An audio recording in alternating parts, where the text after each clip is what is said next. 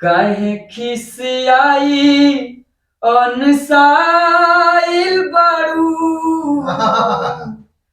ढेर दिन प मिले हमसे आइल बारू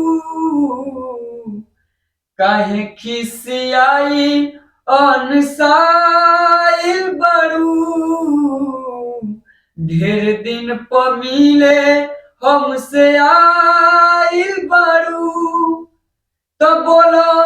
काहे कइले बारू हमार अरे नंबर ब्लॉक मर चाहे गारी दो मर चाहे गारी दो हमरा पहक बा ओतने बता दो जान कौन बात के शौक बा मर चाहे गारी दो हमरा पहक बा ओतने बता दो जान